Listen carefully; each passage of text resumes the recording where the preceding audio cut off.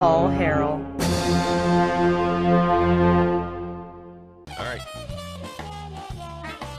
Welcome back to the program. We have in studio with us, we got State Representative Dan Sullivan is back with us. Dan, thanks for being with us, sir. Paul, good to be here, and I appreciate it. You know, I've been listening to your guests this morning. You've really gotten a lot of wonderful guests on your show. Oh, I appreciate that. And, you know, Conduit sometimes gets a pretty bad rap on things. But, you know, in the last election cycle, you had a lot of politicians on. We did, yeah. I wonder why do you think you have you get the bad rap every once in a while for being this and that, but when it comes election time, the politicians gravitate right here to Conduit News. They don't mind using the platform. I don't know. I think maybe, well, you know, they want to talk to voters. That's why. Exactly. That's what I think. Exactly. So we're talking to State Representative Dan Sullivan. Dan, you were recently. First of all, let's get your take. Midterm elections. What do you think? What was your general thought? Well, oh golly, you know, I thought we held our own, but we didn't make any gains. I was hoping we would make some gains. We lost a couple of really strong members from the House. Representative Williams and Representative Collins were very instrumental, both out front and behind the scenes, in strong conservative legislation. And so we lost a couple of good folks, but the Democrats lost a couple of strong Democrats too. So you know, it's kind Michael of a John Gray going down. That was not anticipated, I don't think. No, it wasn't at all. And Representative Baltz from Northeast Arkansas, two Democrats. To a Democrat, yes, losing was really important. You know, it was almost important for me because it would have moved my seniority up a couple. But since that makes no difference anymore, it doesn't really help. Well, so basically the balance of power in the House is the same. You lose 2 Republicans to Democrats, and 2 Democrats lose to 2 Republicans, and Correct. So it's the same makeup there. Super majority. That's and I tell you, we've really got good leadership in the House now with Marcus Richmond and Brant Smith. You know, and so thankful we got 2 strong conservatives in there, honest men. Who will work for conservative values. So, you know, I look forward to the session coming and look forward to what we're going to try to accomplish. All right, so let's get some of this audio here. What is this audio, Dan? This is from a Medicaid subcommittee you're chairman of, right? I'm chairman of the Medicaid Legislative Audit Subcommittee on Medicaid, yes. And we had heard some words to the effect of, we've had a glitch in a system, but don't worry about it. And, you know, I heard the word glitch, and I just wanted to dig a little bit deeper. What is the glitch? Well, we run what's called a Paris match, like the city, and I think we may have talked about that on the show before. We run that yearly. It matches the Arkansas Medicaid recipients to Medicaid recipients in all 50 states. So then we get a report back, and that tells us how many people popped on or showed up on that report. It may be 30, 20,000 or so. And then we investigate and we find out how many are actually receiving Medicaid benefits, are listed as receiving benefits in multiple states.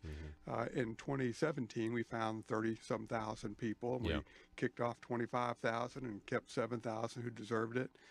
We didn't run the report first quarter of 2018 nor second quarter of 2018. We ran the report third quarter. We just got the information back. It was a little over, right at 18,000 people. We've now started the investigation. We just got the results back, partial results back. We found so far of 18,000 people receiving Medicaid in multiple states, 10,000 should not have been on Arkansas's rolls. So we're kicking off 10,000. We found about a little over, I think, 2,500 who are legitimate in Arkansas, and we still have a couple of thousand more to go. Bottom line, we have at least 10,000 people that we have been paying Medicaid benefits to, or eligible for Medicaid benefits, over 10,000 people for right at a year now. Wow. And we have no way of knowing how much that costs us. Wow. We found that out this week. So at least 10,000 people got Medicaid, and we don't know if we spent zero on them or $1,000. We just don't know. So we're going to go through some of this audio. We may not be able to get to all of it. I've got it sectioned off here. We're just going to start at the top. We're going to listen to this. This is back on the 11th of November. Yes. And then you can kind of tell us what this is about. Give us the context. All right, so go ahead, Joe, whenever you're ready. Mr. Chair, you're asking a lot for 100% to go on that big change. I'm only asking what you promised him.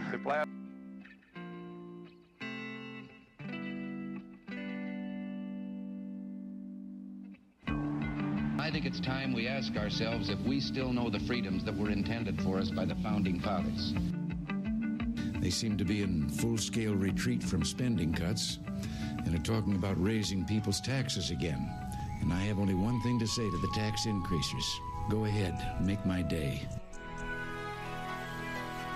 If we lose freedom here, there's no place to escape to. This is the last stand on earth. Those who would trade our freedom for security have embarked on this downward course. Whether we believe in our capacity for self-government or whether we abandon the American Revolution and confess that a little intellectual elite in a far distant capital can plan our lives for us better than we can plan them ourselves. Conduit News Radio with Paul Harrell is on now. Hello, ladies and gentlemen. Welcome to the program today. Thank you so much for being with us. The intersection of conservative ideas and reality, where we are building a liberty machine, and we can't do it without you listening. So we really appreciate that. The telephone number, 870-275-9799. Sound off over at the Facebook page, facebook.com/Conduit News. And please head to the YouTube page and like it. I'm sorry, not like it. Subscribe to it, and then click the little bell to receive notifications. We've got a great show for you lined up this morning to start your snowy, for some Arkansans, snowy Thursday morning. We'll be talking at the top of the next hour to Mr. David Crow, grassroots activist, very, very intelligent man. He's going to be taking a Conduit quiz with us on the phone, so I hope he's been studying. We're going to be doing a flashback quiz of some, different intricacies and inside baseball of the Arkansas General Assembly. And then at the bottom of the next hour, we'll be talking with Mr. Bob Zeidman. He is a technical expert living in Silicon Valley. He is right of center. So you can imagine how, how his opinions and his views don't really go over so well. I sat down with Bob yesterday to talk to him about all of this, and he was telling me that, it's amazing in Silicon Valley how many liberal opinions will just be foisted on you, will just be, people have no problem in Silicon Valley disseminating political opinions because they assume everybody around them agrees with them, and just how tough that is in an environment like that. And we've got a lot of people that are like that, probably in different liberal enclaves, if you will. We've talked to our friend before, Dan Wass, who lives in New York. Now, he lives in upstate New York, which is, well, if there's going to be some some freedom lovers, some people that understand liberty, it's probably going to be, there's going to be more of them in upstate New York than Manhattan. The telephone number, 870-275-9799 is, again, our number. All right, let's start with the news, shall we? We have Chuck Schumer saying that he believes that Bill Nelson, the senator from Florida, has enough votes to win the election in Florida. That's what he believes. He believes that he's won a majority of the votes. I think he has a very good chance of winning. We shall see.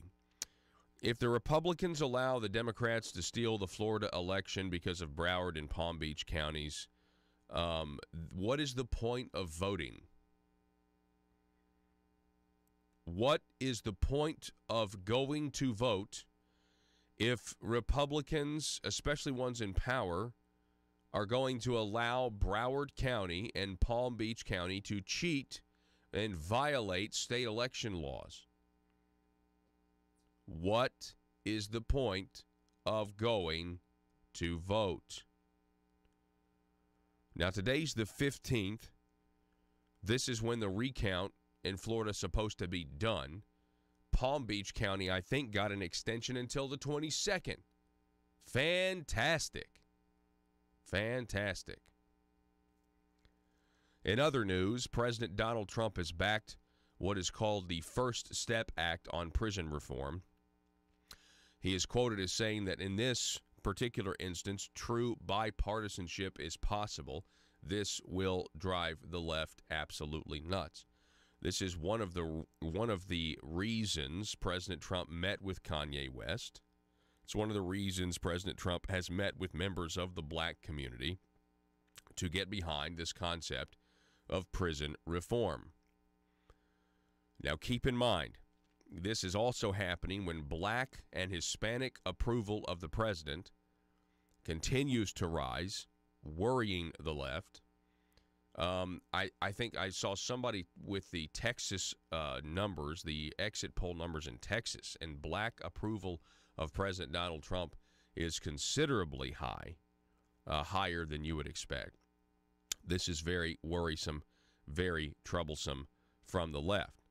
I would pause here before I go any further with this story, and I want you to understand something. Joe, can you get the next story that we're talking about?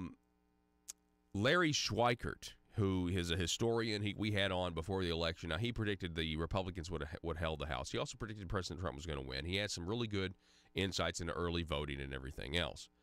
But he said, and he lives in Arizona, and so I'm sure he's pretty disappointed about this Sinema win, although I still have a weird feeling about it. I'm just letting you know. Over in Arizona. But he said, if you believe the exit polls, if the exit polls are to be believed, there's no getting around it, that Republicans have a messaging problem when it comes to millennials. And I was thinking about this, and I'm like, well, that's because he said something like, you have to speak the millennials' language, that millennials will actually give politicians a lot of leeway and they're willing to listen, but you got to be able to speak their language, and lower taxes and jobs is not necessarily something that's going to resonate with millennials. And I'm just like, why? Why do lower taxes and more jobs not resonate with millennials? And it's because, and I'll tell you why, it's because millennials are more tempted to be oikophobes. Oikophobia, it's this term of like fear or hatred of self. We as a society have that a lot, because America is the most prosperous country. Am I onto something? Yeah, so that's what Joe's shaking his head. Yes, that's what it is. Because it's because America is so successful, people feel guilty. And they're self-deprecating, and they don't, they feel like, well, we got here by cheating somebody else. We got here, well, first of all, we're not perfect, and yeah, there's a lot of stuff that's gone on that's, that's not ideal, but it's the millennials have such a problem looking backwards in history and seeing injustices and not knowing how to reconcile those injustices, not understanding that there are men who are flawed, who do bad things, and who also do good things. You know what I mean? And they have a hard time with this. What? Go ahead, Joe. I just see it all over my Facebook page, like, as I scroll through. Because you're a millennial, I have a lot of millennial friends. Yes, and I look back, and I just see all my friends I made in college, all the friends I had in high school, the ones who are more left-leaning, and I just see it in what they post. There's a lot of them that can think critically. But there's a lot of people that I know that just, if you look at the deep bare bones of what they say and how they say it on social media, it is self-deprecating. The actual definition of oikophobia is an aversion, according to Wikipedia, an aversion to home surroundings. I think it's deeper than that. But anyway, the bottom line is this. I think that's why millennials are like, somebody else has got to, more jobs and lower taxes is not just it. And so Larry Schweikert on his Twitter was saying, hey, maybe Republicans need to, it's going to be okay, but they're going to have to modify their language. And I couldn't help but be mean. And technically I'm a millennial, even though I'm not. But technically I'm a millennial, and I just think, well, that's because you're just going to have to dumb down whatever it is you're saying. And that's how the Democrats get the millennials on board. Well, I know that's offensive. I know that's the way I feel. With the idea that, and that's a very millennial thing to say. That's how I feel. Well, with the idea that you have to dumb things down. Well, millennials in general, if you also take the self-deprecating thing, the fact that we don't like ourselves, that's essentially the idea. That's essentially what it is. We don't like ourselves as Americans, as people. We don't like ourselves, which means anyone who's not like us is immediately better than us. And the average millennial is going to be your cookie cutter American person, I guess is the best way to put that, which means almost every minority is going to fall outside of the general millennial scope. Does that make sense? Minority. I don't understand that. No. So, I'm going to say most millennials that I know of, at least, are white. that's the best way I can put that. I see what you're saying. So any person that doesn't fall into their own personal category, unless they are a minority, they're going to see as better because of the fact that they haven't done the things, or their race has not done the things white people have done in the past. I'm getting some texts here. I'll get to that here in just a minute. All right, so President Trump, it's called the First Step Act. Did I hear the word bipartisan, he said. Now, he was in the Roosevelt Room. He thanked a group of Republican politicians who made the new legislation possible. Senator Chuck Grassley, Lindsey Graham, Mike Lee, Tim Scott, Rand Paul, Representatives Bob Goodlatte, and Doug Collins. When I read Bob Goodlatte's name, I want a latte, a good one. Trump hailed the bill as bipartisan, and it passed the House with some Democrat support, though he did not name specific Democrats. Now, here's my question. Do you think he invited some of the Democrats to the Roosevelt Room for this press conference? I bet he did. Just a hunch. Maybe he didn't. But if he did, I bet they were told, don't you dare go. Trump noted that the booming economy was providing more opportunities than ever before for prisoners to find jobs upon their release. The First Step Act, the president added, would help that process. He also acknowledged the work of Jared Kushner, son-in-law. Let's see here. Prison reform activists, including CNN's Van Jones, Kanye West. Talk about a broad coalition. Broadly, he said, the bill had three aims. First, to provide incentives for prisoners to commit to vocational training. Second, to place federal prisoners closer to home to keep them in touch with family. Third, to reform sentences to be tougher on dangerous and violent criminals, but more lenient to those who present a low risk to society. It's going to go a long way. People in the black community have been saying this for a long time. I'm telling you, it's just a giant olive branch. It's a giant olive branch. Senator Tom Cotton in the news says that the Senate, on Hugh Hewitt's show, he says that the Senate will work on Christmas Eve and New Year's Eve in order to get judges confirmed if necessary. You also have Senator Jeff Flake saying he doesn't want to vote to confirm any nominees until they get a vote on some bill to protect the Mueller investigation. You also have Kevin McCarthy is in the news. He's been elected the House Minority Leader. This was to, I guess there was 40 Republicans that wanted Jim Jordan instead, 40 some odd Republicans. And let's see here.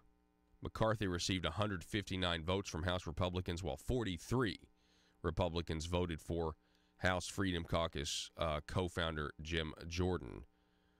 Jordan promised that if elected, he'll combat the GOP business as usual. Representative Liz Cheney became the House GOP conference chair. Steve Scalise became the minority whip. In a letter to his Republican colleagues in November, McCarthy promised to retake the House majority, contending that he helped build a majority from a deeper hole than they currently have now, or they will have in January. Anyway, Representative Kevin McCarthy, now the majority leader of the House of Representatives. So you would assume if they take back the House that he would be, in line for Speaker. You would assume. Now, in the Washington Times, I do think it's of note that Jim Jordan has a piece where he is writing why the Republicans lost And he said this, quote, Jim Jordan, the guy who lost to be the majority leader. Republicans don't go to the polls to elect wishy-washy leaders to go to Congress to cut deals with Democrats. Conservatives don't pine for quieter political days that come only by way of the caving of their elected politicians to the progressive agendas of the left. Conservatives want fighters. Conservative voters want principled leaders who will stand strong to the onslaught of unfair, over-the-top, and brutish attacks of the Democrats and their left-leaning support system called the media. Very well said. That statement, I believe, is true in Washington, D.C., and in the state of Arkansas, all the way down to your local dog catcher. That statement rings true for conservatives. Marco Rubio embracing nationalism. Senator Marco Rubio defends American nationalism. He was on Sean Hannity's show, and they're talking about this globalism versus nationalism. The media tries to tell people that when President Trump says he's a nationalist, that he's somehow a white supremacist. The French President Macron says that when Donald Trump uses the word nationalism, that he's actually treasonous, and that it risks bringing up the old demons of World War I. And then after he says that, Macron calls for a European Union army, and the German Chancellor, Angela Merkel, agrees and says, yes, we need a European Union army, and it's Trump that's stirring up the old demons. Anybody, good grief. Does that not worry anybody out there? Pretty sure the Chancellor of Germany, sorry, you guys have lost. The Chancellor of Germany can't call for a European army. I just don't think it's too soon. It's still too soon. A globalist is a person, Marco Rubio said this, a globalist is a person that wants the globe to do well, frankly, not caring about our country so much. You know what I am? I'm a nationalist. Oh, I'm sorry. No, this is what President Trump said. I'm a nationalist. Okay, let's use that word. So Marco Rubio is on, and he calls it American nationalism. And this is his quote. This is Rubio's quote. Well, American nationalism, what is our identity? Our identity, if not a common race, is not a common race, ethnicity. In fact, America is a de facto rejection of that. It is fundamentally premised on the notion we are all children of God. We are born, all created equal by our Creator and given equal rights to life, liberty, and the pursuit of happiness. This is our national identity. It is deeply rooted in morals and values. In fact, explains everything the nation has done internationally, domestically. We should be proud of that identity. We should defend that national identity, he said. Number two, I think most of the viewers watching this program would be shocked to think that my job is to represent Belgium, or my job is to represent. I have nothing against Belgium. I always pick on Belgium or Luxembourg. They have their own system of government. That doesn't mean I need to be hostile towards them, and it may be in our national interest to work with them. So he's essentially saying here that when you say you're a nationalist, and I mean, he's using a lot more words than the president uses. I think that's why the president is so refreshing, because he just a lot more black and white. But he's essentially saying, look, it doesn't mean that you're a racist. It just means that you want to put your country first, and you want to make sure it's not that you can work with other countries, but it's just saying, hey, listen, we don't want America to get a raw deal. And that's why Donald Trump's doing what he's doing with the economic saber rattling when it comes to trade wars with China or other countries, because things have been going on for a very long time, and it hasn't worked out for our country. We're going to take a break, and we're going to be back in just a moment. Don't go anywhere, folks.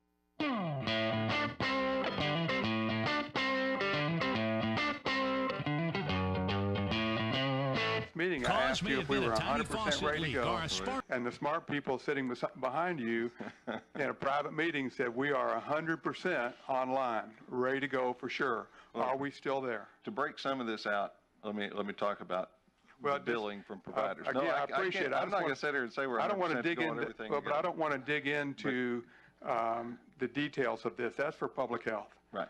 I've been told we're ready to go. Are we or aren't we? I want to say one of the things you're asking me, though, is on the billing, providers billing, and providers will not bill DHS directly. They'll bill to the passes. And we do not establish the billing between the passes and the providers. So whether I'm sworn in or not, I can't sit here and say that that's 100% Okay, well, let me respond to that, because the issue is not only the provider, it's the patient. Yes, sir. So if we're not able to, and we're at this as a team, and our legislative responsibility is not only to the business, but the greater responsibility is to the taxpayers who are paying for the system and to the beneficiaries who are receiving the services. So if this doesn't work, in then Arkansas, the taxpayer... every single hour there is a politician not getting what they want. For some, it's an absolute nightmare. The sleepless nights wondering if progress will ever come. Lying awake pondering how to grow government in this political climate. Asking questions like, why don't my constituents want to pay a few cents more in taxes? Everyday politicians feel abused and neglected. These politicians are starving for power. They're hungry, confused, and they don't understand why no one seems to care. Will you be a patriot and commit today to help these poor, starved for power public officials? It's simple. All you have to do is commit to stay silent and never dissent or stand in the way of your politicians' rise to power. Never speak up or get engaged to stop the growth of government. By committing to these simple steps, you will ensure the life of your politician will be filled with contentment and the respect they are desperately seeking, as well as campaign contributions from lobbyists. This message brought to you by Aristocrats Serving Arkansas. PHP Parody.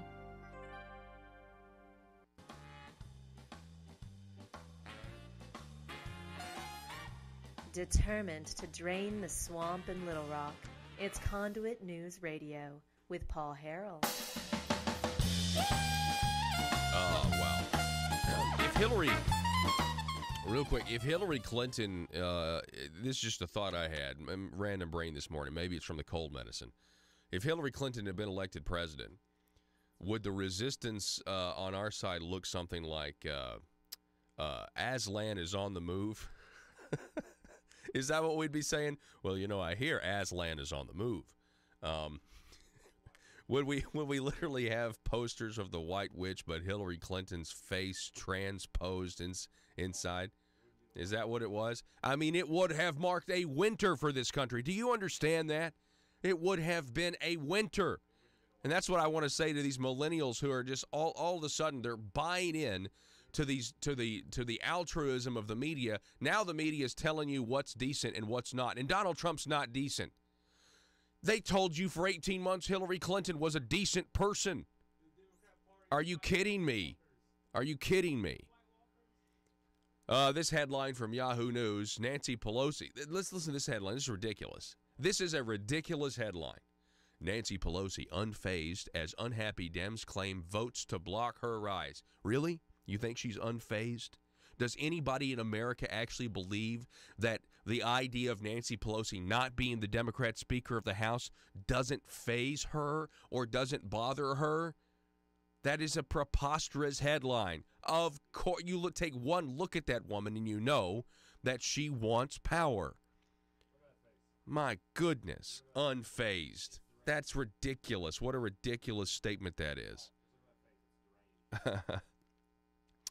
Anyway, I don't know if she's going to get it or not, but I will tell you this. If you want Republicans to have a good chance to retake the House in 2020, everybody needs to be hoping that the Democrats put Nancy Pelosi back in the Speaker of the House. Number one, it'll make for, well, there's a downside to it. It'll make for good talk radio content, but it'll also kind of enrage you every morning, every time she, says something. But it'll motivate us. Yep, that's good point, Joe. Hey, when we come back, I want to talk about a little bit of international news, just a little bit. And then I want to get into some Arkansas politics. Governor Hutchinson proposing another increase in spending in the budget, proposing tax cuts, but we've also got gas tax to worry about. We got, yeah. I'll give you my take on this next. Have invested a lot of money in the system, and the patients are going to miss out on the services. So do you think we're ready for a successful launch or not? I believe we're ready for a successful launch. Okay. And you have letters, I think, from 3 passes or 2 passes that are requesting a delay until April. And asked for a delay to April 1st, yes, sir. And they have listed the same things I've listed here, and you think their concerns are, I don't want to say meritless, I'd like to, but you think those concerns are, why would they be having those concerns when you don't? Everybody would like to put things off a little bit. You know, I'm never exactly ready to leave the house. When I leave the house in the morning, I have to go back and get my keys sometimes. You know, and giving myself time, usually I end up walking out with my keys anyway. All right, let's go ahead and stop. So I can't sit here and say I kind of figure out where that's going. We can kind of figure out where that's going. So that was, who was that you were talking to, Dan? That was Kelly Link, who is the legislative liaison for DHS. And, you know, we're getting ready to move into a managed care model. And there's more information breaking on this. I've got an email we may post on the Conduit website if you read it. But the people who are providing the services don't think we're ready to launch. They've asked for a delay. The DHS and the executive branch of governor met with the passes and with the parents, and they say they're ready to launch and start this new managed care model. It's a tremendous change in how we've done business. There have been delays in information, but the bottom line is DHS is on record now as saying this is ready to launch successfully. Where Mr. Link and I disagreed was, you know, the bottom line is we have a responsibility to our patients, the people who are receiving the services. A successful launch doesn't mean DHS has done all they can do. A successful launch means all the players, the DHS, the patients, the legislature, we're all ready to move forward together. That's the definition of success, not that DHS or the government is ready, but that the patients will receive a continuity of care that's in their best interest. And that date is January 1st, and I guess we'll just have to wait and see. Oh, wow. We're talking with State Representative Dan Sullivan. Cue up this next clip. But what is this next one about? And we'll get Dan to respond to it. Yeah, what does it say? It says, "Oh, Hickey asked for a report about." Oh, yeah, this is about. I think this is. I guess Hickey asking for 40 days. Yeah, go ahead and play this. 40 days. Senator Hickey, go ahead. Just short one. I want to make sure, because we've said that we were doing this by around. Exposing the truth and everything the Marble Palace establishment keep trying to cover up. It's Conduit News Radio with Paul Harrell. All right. If you're looking for gifts, the brand new Conduit News store is up and live, ready to go. Now, we highlighted some of our mugs yesterday, and you can still get those. They're right there. You can get the Mother Government mug. You can get the Marble Palace mug. You can get the mug. You can get, they've got some pins here. Look at these pins. Oh, I'm sorry. They got these magnets. Sorry. You got a Conduit News mouse pad, a Conduit News magnet for your fridge, or these Conduit News radio T-shirts. I mean, check them out. And so this is also something that you could get. Look at that to the back. Yeah, that's pretty nice with the American flag there, Conduit News. So, hey, I just want to remind you, all you got to do is go to conduitnews.com and you click on store. Conduitnews.com, click on store, and then you're going to have a few mugs to choose from. Click on those. It's going to take you to the Zazzle website, and then that's when you can buy this stuff. So we would really appreciate it. It's a way for you guys to support us and also get some stuff, for your family, for your friends, and that sort of thing, or for yourself. The Marble Palace mug is my favorite. I have to say. It's my absolute favorite. So check it out right now at conduitnews.com. I don't know, the one with my face on it. Hey, it's that. We'll see what a good seller that one is. I got a feel. I'm not so sure about it. Everyone buy the mug. Yeah, make it the best seller. The mug is not titled the mug. It's titled the Conduit News Radio with Paul Harrell mug, but it's got a picture of my face on it. So, and it's anyway. Check it out. All right. So, a little bit of international news.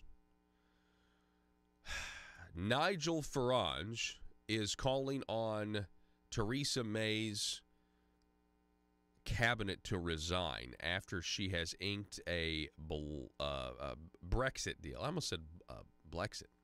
A Brexit deal. A headline, resign. Nigel Farage, fury over Theresa May agrees worst deal in history. A furious Nigel Farage has branded Theresa May's Brexit the worst deal in history after ministers backed the Prime Minister's draft withdrawal agreement with the EU. The former UKIP leader reacted angrily to the news of an agreement within Mrs. May's cabinet calling genuine Brexiters to resign. And it looks like that's exactly what has happened, because today we have a headline, British Prime Minister May suffers severe blow over Brexit as ministers quit. EU to meet on the 25th of November to approve the deal. Opponents maul May's deal at home. Lawmakers say DUP or DUP will vote against the deal. Opposition Labor says government falling apart. Anyway, big deal here, because the reason I'm highlighting this is I wanted you to understand just how much elites hate the people they are charged with governing. Elites are real, just like we know the deep state is real here in America. They refuse to consign the European Union experiment to the dustbin of history. Macron wants an army now. Germany wants an army now. They don't need the United Kingdom to exit. And they're doing everything they can to promise what the people voted for, but it's got to be a long way off, right? Got to be sometime in the future.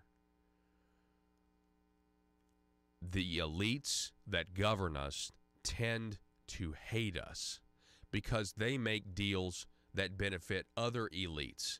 They claim it will benefit us, but they're really making deals that make sure it benefits them. And they are more loyal to those deals than they are to the people that they are trying or they claim to serve. And that's what I wanted to highlight here. There is something very, very wrong when the people vote to do one thing and their leaders try to make sure that doesn't happen. Just because, it's just because of their own personal opinions.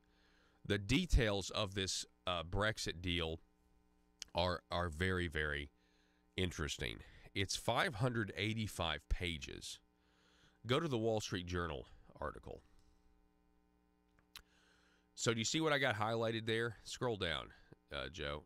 I got this highlighted here. So the first thing is Britain will pay a divorce bill to the European Union of $50 billion. Britain will also agree to basically disadvantage themselves when it comes to trading, because the European Union says we don't want you to compete with other EU businesses, and so you have to be disadvantaged, or you have to promise not to try to undercut EU businesses. This is why you've got somebody like Nigel Farage, freaking out over all of this, as he should. Going over to The Guardian. The Guardian writes that the Brexit deal, key points from the draft withdrawal agreement, Brexiters will find many contentious clauses difficult to stomach within the 585-page draft document. So this is the Guardian's take, which is a British newspaper, and they know that this is this is frustrating for people. Leveling the playing field. This is what I wanted to talk about here. The agreement says that under the backstop arrangement, the UK must observe level playing field commitments on competition and state aid, as well as employment and environmental standards and tax. These measures are intended to ensure that UK businesses are not able to undercut European Union industry. What a bunch of totalitarians. What else do we have here? Oh, and because, and I'm sorry, I don't think this is a coincidence, because Nigel Farage is making such a big deal out of this, go to the next story where we now have Robert Mueller is seeking more details on Nigel Farage. That's right, Nigel Farage, the guy who led the movement for Brexit, who was successful about it. Now Robert Mueller might be looking at him as being a KGB agent as well. So you'd have Donald Trump as a KGB agent. You've got Nigel Farage as a potential KGB agent. And it's all because it has nothing to do with the fact that both of these men are instrumental in bucking the status quo when everybody said it couldn't be done. Donald Trump will never be president. Britain will never leave the European Union. Really, we have two parallel courses here with our cousins across the pond in Great Britain. We have two parallel courses, right? The people vote for a completely different direction, something that they have never voted for before. Donald Trump getting rid of the European Union in British life. And guess what happens? The deep states of both, and oh, by the way, and I'm sure they're very familiar with each other, by the way. You call it the globalists if you want. They're fighting the change any way they can, and they cannot stand the people that have given them these this reality. They cannot stand they look down on us, folks. They think that they are better than us. They think that we don't know how to make the decisions to lead and to live our life. They should be the ones manipulating. They should be the ones constructing the choice architecture to make you think that you're free, but they are really constructing the choices, and either way you go. Donald Trump is not that person. The idea of Brexit was not that person. It was never supposed to happen. They said Brexit would fail. The polls said Brexit would fail, and then it passed. Donald Trump was 9 or 10 points down a week before the election in 2016, and he won convincingly. Pennsylvania, Wisconsin, right? He won these states. Michigan, Florida, Ohio, winning a majority of the votes in those states. People want to talk about popular vote. He won the popular vote in Wisconsin, in Arkansas, in Florida. Anyway, Mueller seeking more details on Nigel Farage. That's right, Nigel Farage is a Russian agent as well. We know this because Jerome Corsi, reporter Jerome Corsi, is now saying he's going to be indicted on basically a technicality crime with the FBI. You know, he lied to the FBI because, you know, FBI can get you to lie to them easily. Lie to the government, and that's what they're going to get Jerome Corsi on. So Jerome Corsi says, and Jerome Corsi's come out and said, and they asked a lot about Nigel Farage as I was testifying before the grand jury. So, there you go. I just don't see any of this as a coincidence. Telephone number as we transition here, 870-275-9799. You have to forgive me, my voice is failing me right now. I got bronchitis. Ain't nobody got time for that. All right, so ex-Arkansas Senator. Oh, my goodness, I can't believe this. This is great. So I'm just going to be real here. I may surprise you in what I'm about to say. Ex-Arkansas Senator John Woods has penned a letter with inmates offering to help build the border wall in exchange for reduction in sentence. That's exactly right. It's to the President of the United States, volunteer labor for the border wall. Dear Mr. President, Attached is a list of individuals who wish to begin construction on a border wall for our president. We are a diverse group of federal prisoners who appreciate the current White House positions and recognize the positive things that they have brought America. We have come together because we understand the benefit that a border wall will bring the country. Our group hails from all aspects of American society with the common goal of border stability. The Federal Bureau of Prisons already implements mobile work of prisoners who perform construction projects in the community throughout the state of Texas. Since we are located in a border state, the logistics of this endeavor would be minimal. Mobile housing or FEMA trailers would be adequate living conditions for us at this work site. Prisoners are willing and are a willing and untapped workforce.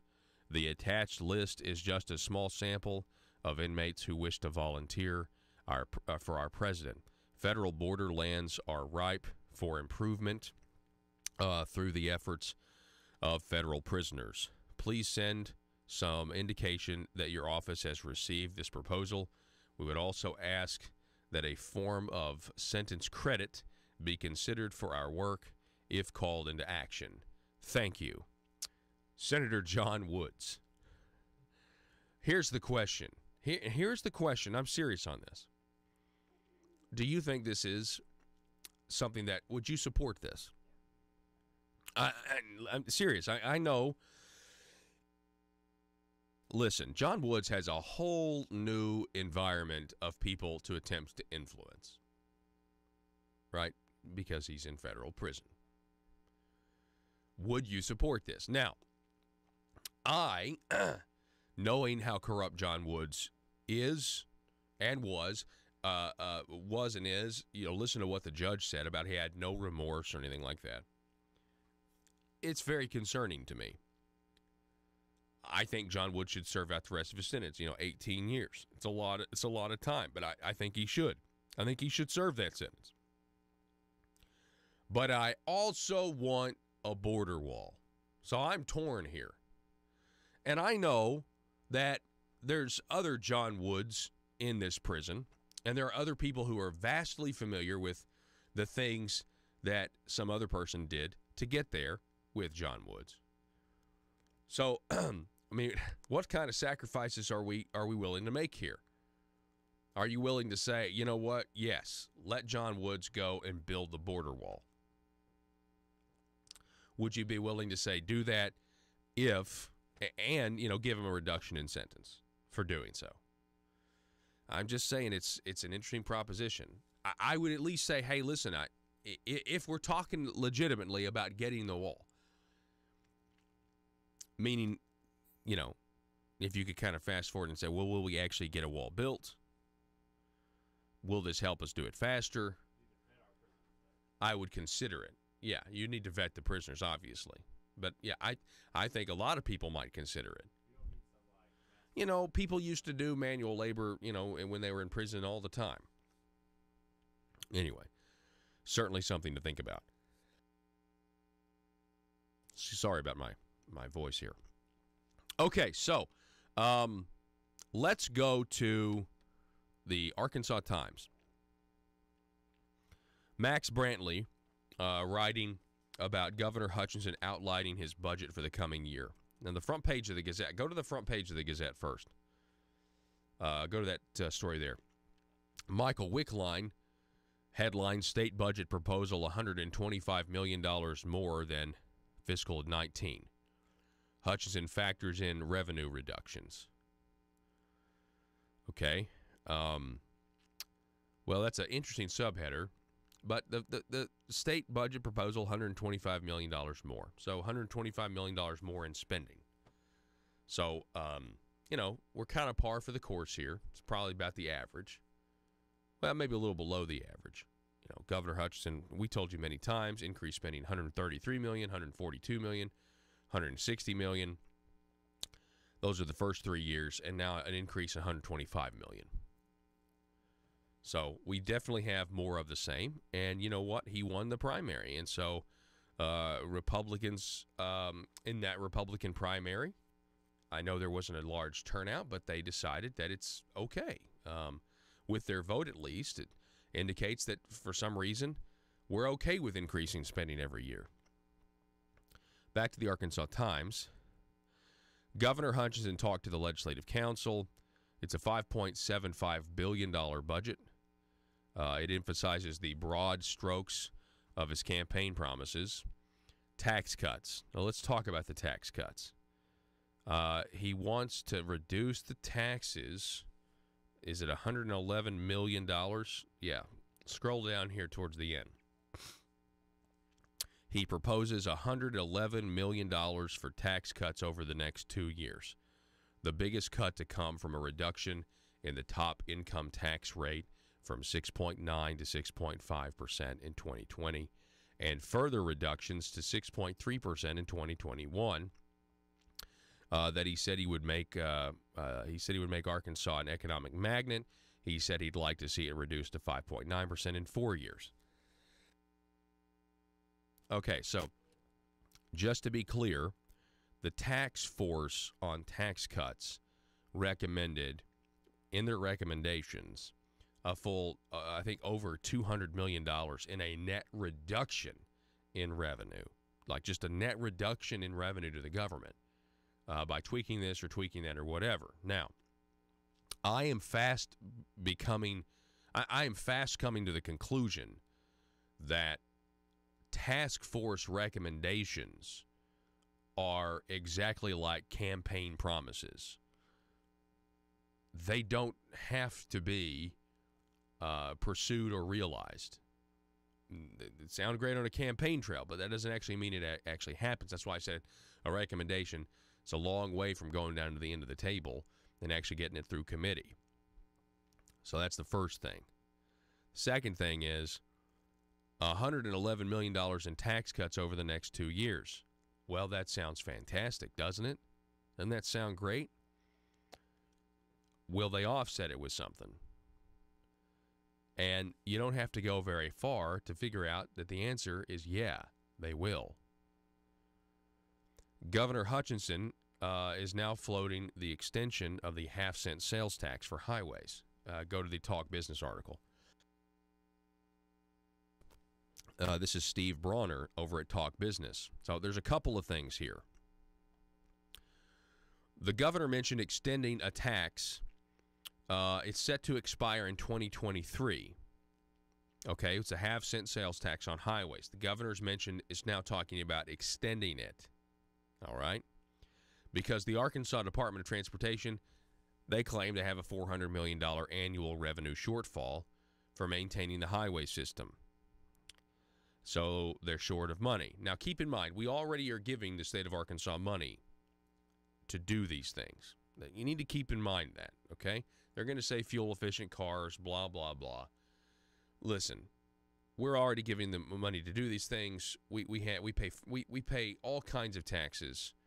They are not open at all to using general revenue like other states do. But let's move on. So that's the first thing. Okay. By the way, this is, there's a sunset clause coming up. We want to ignore that sunset clause in 2023. We want to keep this half-cent sales tax going. Okay, all right, that's the first proposal. Well, what about gas taxes? Well, didn't we beat back the gas tax last time? Yeah, we did. Okay. Well, it says here that there was a presentation back on November 7th.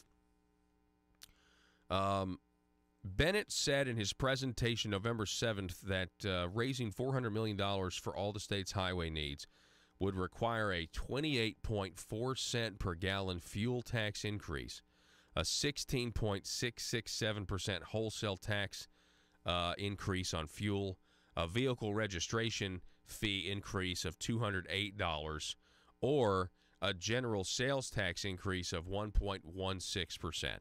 That's after the traditional deduction of 15% of revenues for cities, 15% for counties. By the way, that's how you know when they propose this tax increase, which is what they're doing here. All your county judges are going to be for it.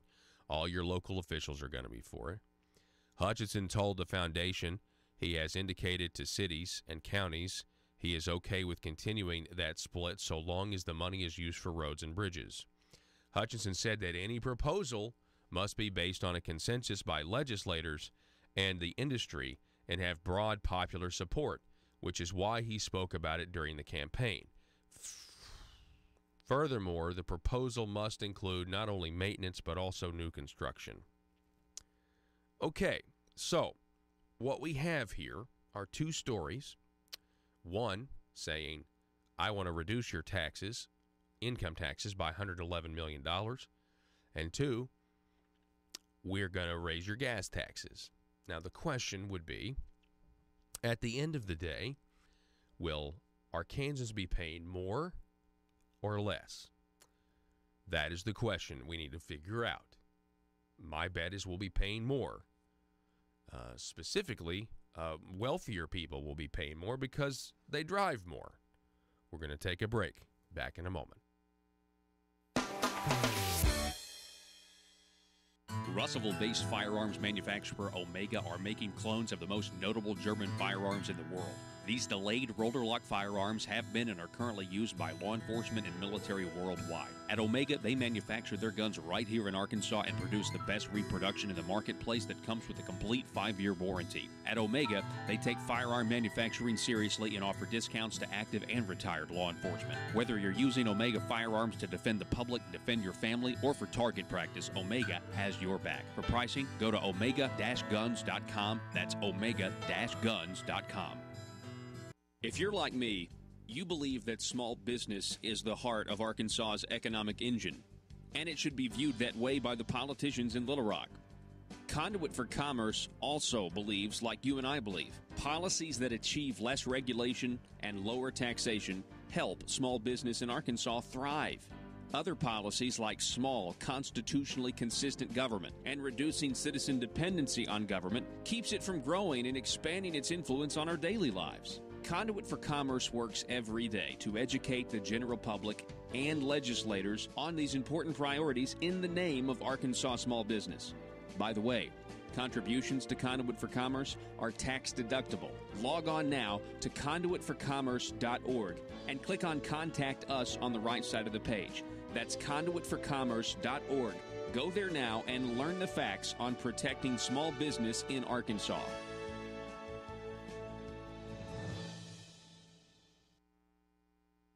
On October 31st, and I know that there's a date. I believe that we've said that we should have an answer back from CMS on this stuff. Is it 48 to 50 days? Was that the number that was given? Something along those lines. Is that correct? Okay. Because what I don't want to happen is 50 days to roll up here and we're back down here doing this again. I just want to know, that is there a deadline, or is that not reasonable? Just I'm sorry, thank you.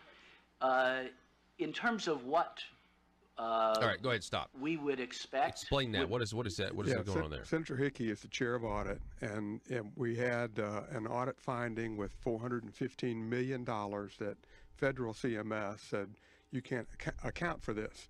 So we broke that down, and DHS and Medicaid worked with CMS, Center for Medical Services, Medicaid Services, and they got it down to 28 million, close to 28 million.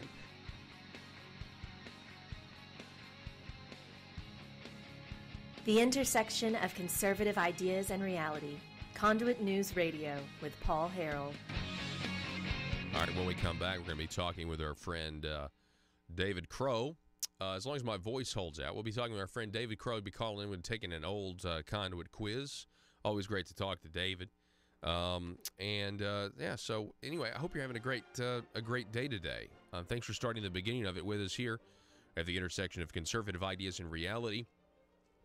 It is kind of a snowy day outside, so everybody stay safe. And also, want to remind you, go to the Conduit News store, the brand new store. Go to conduitnews.com, click on store, and get your Marble Palace mug or your Mother Government mug or your Conduit News t-shirt today.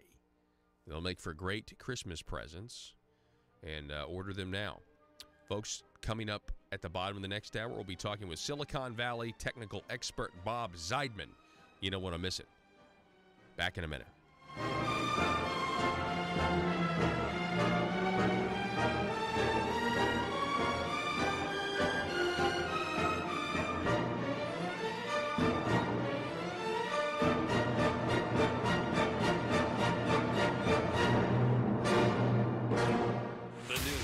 Talk of Northeast Arkansas. This is News Talk 101.3 FM and 12:30 AM KBTM, Jonesboro, an EAB radio station. On October 31st, and I know that there's a date, I believe that we've said that we should have an answer back from CMS on this stuff. Is it 48 to 50 days? Was that the number that was given?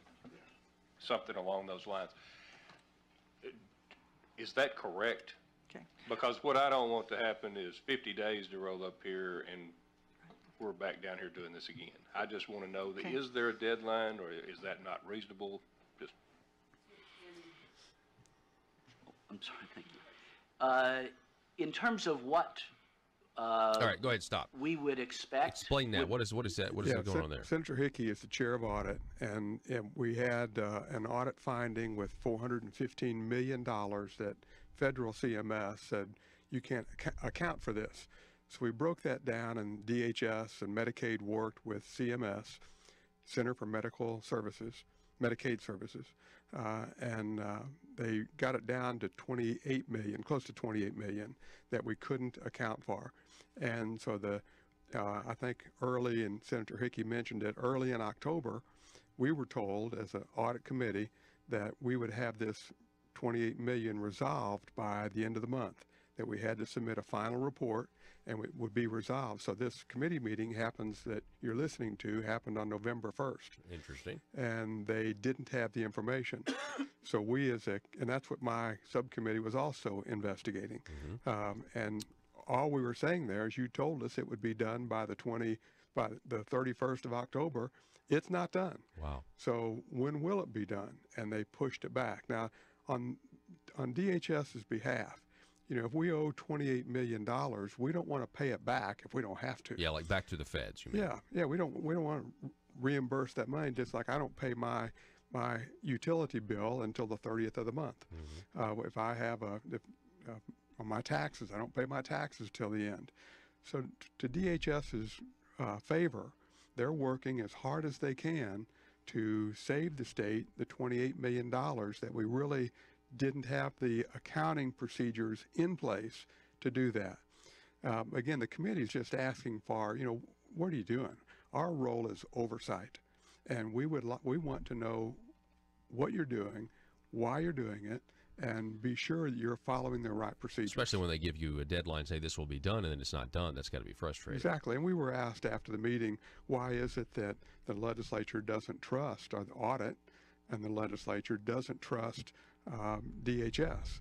Well, if you've been here for a few years, you know why. Mm-hmm. Just like we were told that 18,000 people, we didn't run the Paris match, and oh, by the way, don't worry, Representative Sullivan, it was just a glitch. Mm-hmm. Nothing to see here. But until we dig into that, they need to know as a state agency that this friction is appropriate. It's necessary. Absolutely. Joe, cue up the next one. What does the next one say, title? This is about the Paris match. Yeah. I want to listen to this. Listen to this. Thank you. This is Dan Sullivan here. Part of where this originated with me particularly was when we had the Paris match and we failed to do those. I'm seeing that from my research, what I looked at, there were only, depending on the year, 3 to 6 states who don't participate in that. It's the norm that people participate in that Paris match. Would that be accurate? Well, again, the Paris match, states came into it over time, in large part based on how much they could invest in their computer systems. And when the federal government under the previous administration started offering a more generous 90% match on computer systems, you saw a much quicker uptake. And again, but a 10% match in Arkansas is still a lot of money. And I think it is fair to say states differed by their ability to put up their match. And in more recent years, we were better able to do that because of more generous match. Stop right there. when I looked at that, I think. All right, Dan, go ahead. Yeah, that's getting into, anytime government gets as big as it is, we are going to have these errors. And Medicaid is working as hard as they can to resolve those issues and those errors. But when you're managing 1 million people who are moving from one state to another, who have children that live with the mother here in Arkansas, live with the dad in Tennessee, and visit the grandmother in Missouri, and they're taking Medicaid.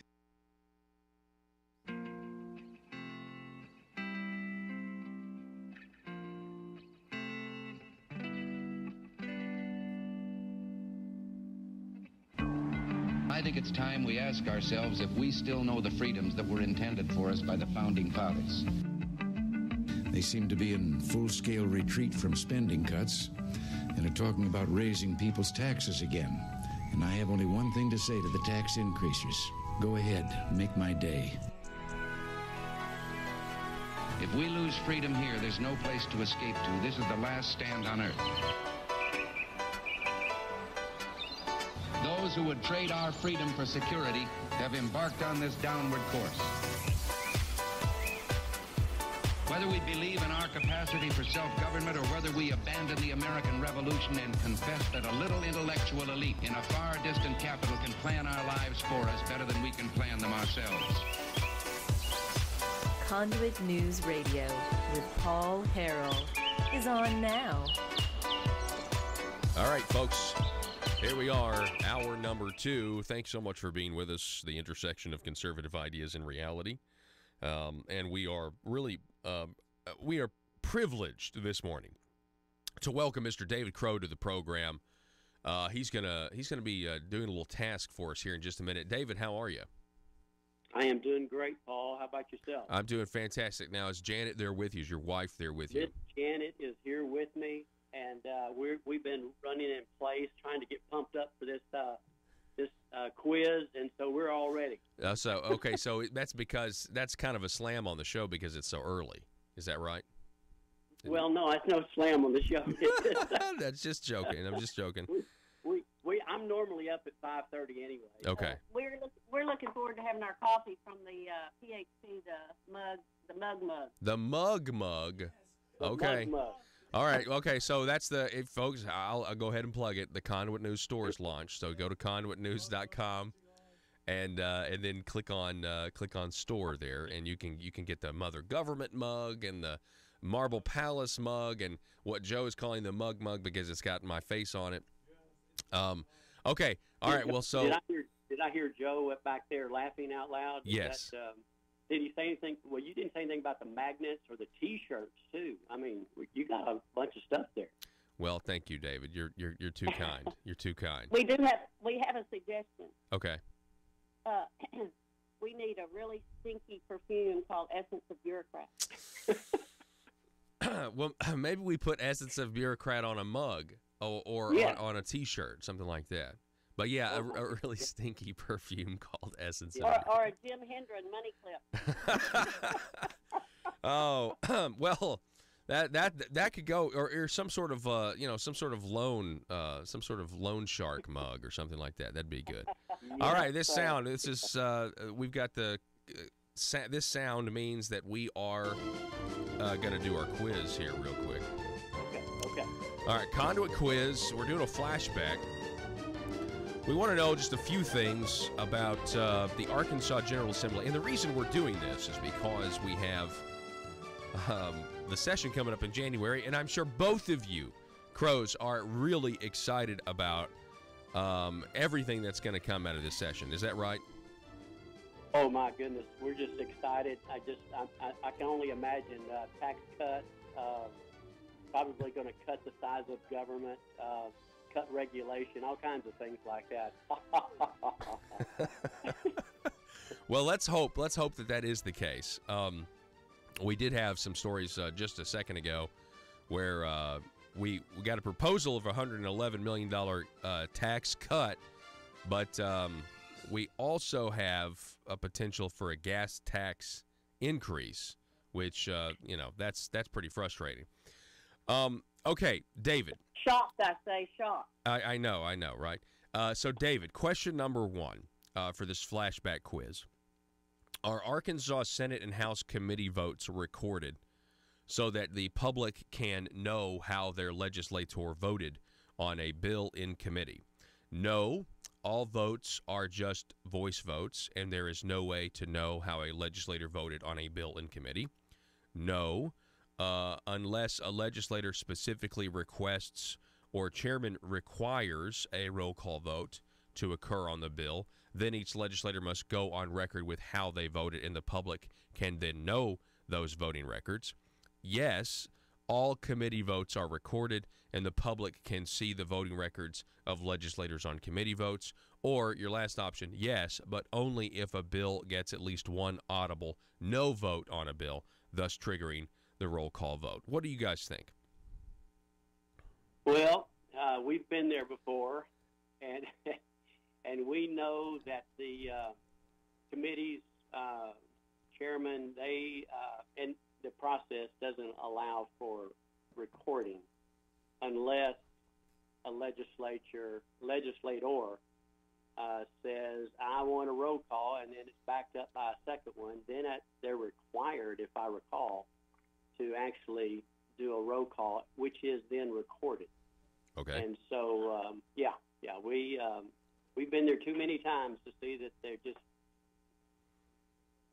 so many times that they say, yeah, it passes. But the answer is no, unless the legislator requests. So the answer is, so Joe, mark that, no, unless a legislator specifically requests. All right, that's question number 1. Moving on to question number 2. What is the result of a vote on a bill in committee when the chairman calls it as bill passes when there were actually less than a majority number of audible yes votes? For example, in the Senate committee, only 3 or 4 senators audibly vote yes, even though it takes 5 yes votes to pass the bill, and the chairman declares the bill passes. What is the result of that vote on the bill? The bill is reconsidered on another day by the committee. The bill fails. How the chairman voted is the result of whether the bill passed. So if the chairman voted yes, the bill passes, and if the chairman voted no, the bill fails. Or the bill passes unless a legislator calls for a roll call vote on the bill to defeat it. What do you say? What say you? I say that, let me ask my colleague over here, my partner, which one do you think, Janet? I think it's the last one. The bill passes unless a legislator calls for roll call. Getting back to the roll call. But the chairman probably calls the Speaker of the House or the governor and says, how should I let this? No, it's really, the bill passes unless the legislator calls for a roll call vote. Okay. The last one. The last one. He says the last one, Joe. So mark the last one. Okay, moving on. Question number 3. Let's see here. Who can request a roll call vote on a bill in committee? Any state representative or state senator? Only the chairman or vice chairman of the committee? Someone testifying on the bill? Or any member of the committee? Which one is it? Actually, that one's pretty straightforward. Any member of the committee. Any member of the committee. I believe it's any member of the committee. Okay, so he's going. I guess you could technically say that it's a state representative or senator too, if they're on the committee. But I'm going to go with any member of the committee because that does encompass both. Okay. Any member of the committee, that would be okay. That would be D. All right. So he's going with any member of the committee. Joe, go ahead and mark that. Question number 4. When bills are considered in committees, can a member of the public speak in favor or against the bill in front of the legislators? No, only committee members can speak for or against the bill. No, only the bill sponsor can speak for or against the bill. Yes, if the chairman allows it, or yes, but only if you are a registered lobbyist. I have to laugh at that registered lobbyist. But that's what you would almost think. if the chairman allows it, any person can speak for or against a bill. And I've seen many friend and many lobbyists and many others speak. But yes, the answer is if the chairman allows it, after you put your signature over on a piece of paper that says you want to speak, you can speak. Okay. Unless Joe Jett gets upset. Unless Joe Jett gets upset. You know, it's funny you mention that because we just so happen to have that video. Joe, do you want to pull that video for us? Okay. Yeah, we'll get to that video as soon as we submit your answers and see how you did on the quiz. Yeah. Question 5 would be: have you subscribed to the email list, and then in what town do you live? Okay. All right, so go ahead. Subscribe. Okay, all right. Yeah. So Joe, go ahead and what town do you guys live in? You guys live in Conway. We live in Conway. All right, we live in Conway. Go ahead and put Conway in there. Yeah. And then here we're going to hit OK, or we're going to hit done, and then here we go. Let's see what happens. And a score of 100%. 100%. I thank you so much. We're so pleased to be with you on the show today. We'll send all of our prizes our way. Absolutely. Those prizes are they're about as good as a campaign promise. My goodness. So that means. I know. No, I mean that means that it's real. It's gonna happen. It's gonna happen. Those prizes are on the way. While I have you on the line, I do think we do need to revisit how sensitive Joe Jett can be. Let's go ahead and flash back. This was a sensitive issue. This was on the internet sales tax. We have our good friend Josh Waters at the end of the committee table. Flashback. This was in 2016. And it sounded something like this. Take a listen. So I wanted to share those poll numbers. I'm asking the committee to vote no, but I specifically want to ask the committee for a roll call on this vote. I'm afraid what's going to happen is that we'll go through this process and a voice vote will be called, and there might be 6 or 7 audible yeses when it takes 11 votes to pass. Excuse me, sir. Now you question my integrity of this committee. I'm not going to allow that to happen. If you're going to sit down at the end of the table, you discuss the bill, discuss the merit of the bill.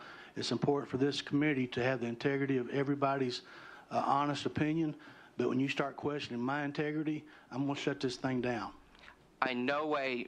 That's what you just did, sir. You questioned my integrity, and I assure you, Democrats and Republicans both on this committee, not one of those folks all session has questioned my integrity, and I'm not going to have you sit down at the end of the table and start doing that. That was not my intention. I apologize. That's the way I took it. Okay, I apologize. My argument for the merits of this bill, though, is that a bill this important, I believe the taxpayers should be paying this tax deserve a roll call vote on this. Sir, you mentioned the word roll call one more time, and I'm shutting you down. That's the chair's prerogative. Okay. That's the committee's prerogative. Now, if stop. The committee members want a roll call. All right. So what ended up happening was literally, David and Janet, I know you know this, the very thing that Josh Waters was saying was going to happen, where there are 6 or 7 audible yeses, and he passes it out of the committee just on the voice vote, okay? And then they come and they do call a roll call. A member does call a roll call, and then it fails. They don't get the 11 votes they need. So, yeah, I think Joe Jett's integrity should be questioned, number one. Number two, guys, and I'll get you to react to this, this clip now has a whole different meaning because we now know that State Representative Joe Jett gave the Speaker of the House, Jeremy Gillum, a giant loan. What was that? It was a huge, I can't remember the exact number, but several $1,000.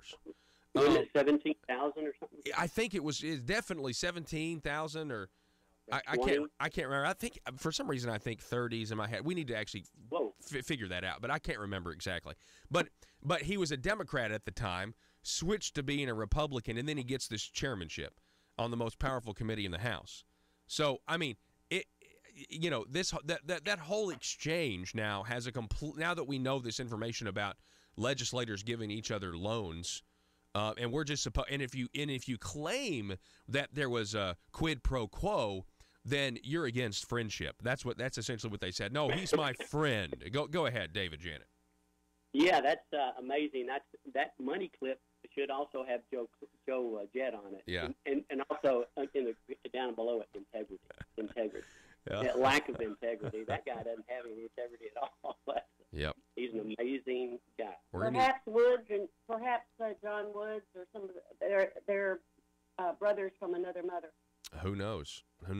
Yeah, if we're going to get to work on those money clips, we're going to need to contract a blacksmith, I guess. Or at least I think that would be the way I would want to do it. Yes, I guess. I don't know. Anyway, we'll have to think about that. We'll text you. Okay, yeah. Hey, well, I really appreciate you guys for coming on the program. You're great sports. Congratulations on getting 100% on the quiz, and can't wait to talk to you guys again soon. And also, go ahead, remind the audience in Faulkner County about the Tea Party, the Faulkner County Tea Party, and when you guys meet. Go ahead and do that before you go. We meet every Thursday at noon at Larry's Pizza in Conway over on Markham Street, and it's every Thursday at noon. We have today it's going to be open mic and stumping and just whatever's on your mind. But also we have great speakers that come occasionally, such as Paul Harrell. Oh, well, you guys are too kind. You guys, let me tell you, you're a very popular guy down here, so we love having you come around. So that's what we do with the Faulkner County Tea Parties. We meet every week on Thursdays at Larry's Pizza. So come on. All right. David and Janet Crow, everybody, thank you guys so much. You're precious people. God bless you. Thank you, Paul. All Take care. All righty. Folks, the phone number, 870-275-9799. We're going to take a break, reset. This is Conduit News Radio. Back in a moment.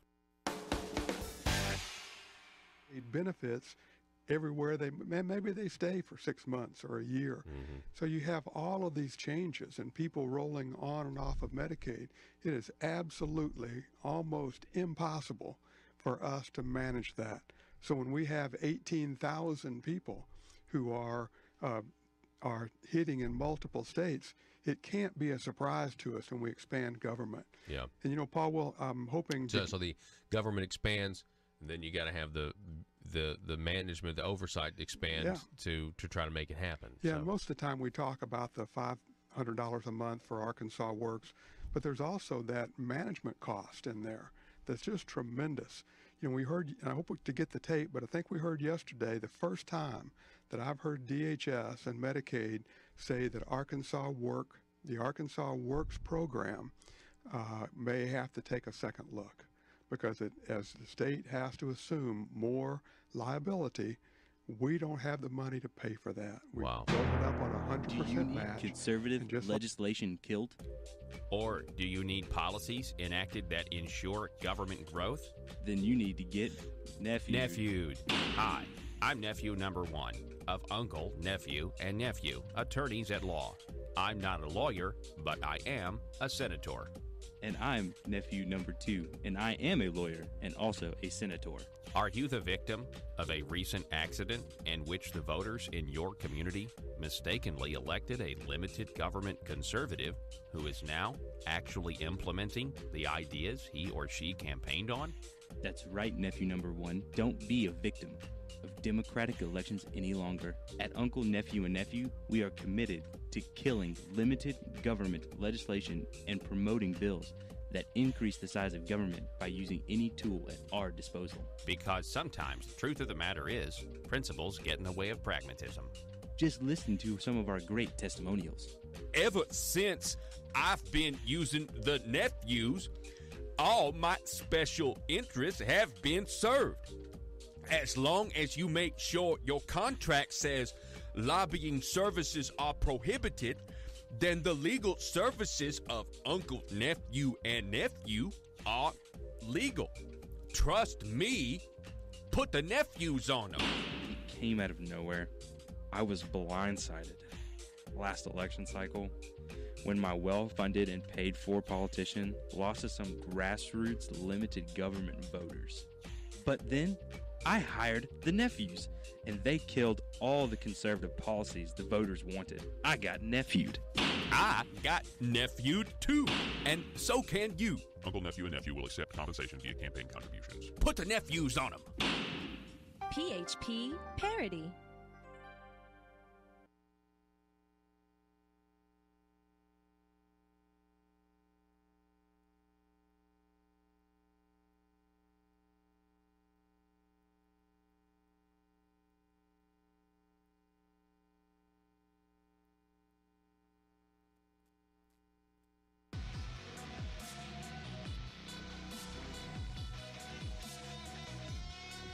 All right.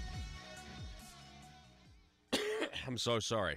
My voice is failing fast. It's a good thing that we do have an interview I secured earlier in the week for you guys. It's coming up.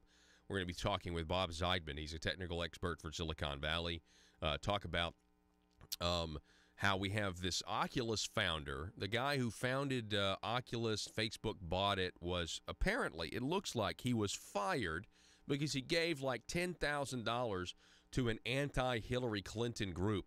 And so we talk about censorship, conservatives. Yeah, 16. Okay, that's coming up next. So it was, in fact, $16,000. So David was, well, I mean, we both would have been over if this was The Price is Right. I said 30,000. David said 17. The report was that Joe Jett gave $16,000 to a man who controlled whether or not he got reappointed chairman of the tax committee. He was a Democrat, switched to being a Republican. I wonder how the Democrats feel about that. You know, the Democrats felt betrayed when Joe Jett switched from being a Democrat to a Republican. There's no doubt. That's why they actually counted. I talked to some Democrats that spoke to me on condition of anonymity back in 2016. And these Democrats told me that when they stacked the committee, the Democrats took over the House Revenue and Tax Committee. It was an outrage. When they stacked the committee, they counted on the fact that Joe Jett was going to side with Republicans, and they made sure to get one more extra Democrat in there so that they could have control. A lot of people don't know this, but they did. But I wonder how Democrats feel now that they know that Joe Jett gave Jeremy Gillum $16,000. I think that's why he was a Democrat chairman before. I mean, think about it. The only reason he switched to being a Republican is because the Republican Party, the county committees, started signing these resolutions saying that if the Republicans control a chamber of the House of Representatives, or like the House of Representatives, then they need to make sure that all the chairmen of committees are Republicans, which is pretty basic political calculating. And the reason they did this is because they were outraged because in 2015, Joe Jett, a Democrat with a supermajority, was the chair of Revenue and Tax. And so everything is clear now. I mean, how does a Democrat keep that position? I know they were doing it on seniority and everything else, but the whole thing is now called into question. The whole thing is now suspect. Anyway, and then, of course, people want to know, well, excuse me, do you still behave like a Democrat after you change? Most people do. Most Democrats continue to behave like Democrats after they switch parties. And it's one thing to get a new convert, but you don't put the new convert in the pulpit. You don't let the new convert, preach to the congregation. You kind of, a little something called discipleship. You know what I'm saying? Anyway, I mean, the fact that Joe Jett switched from being a Democrat to being a Republican, basically that's an admission that he was wrong, right?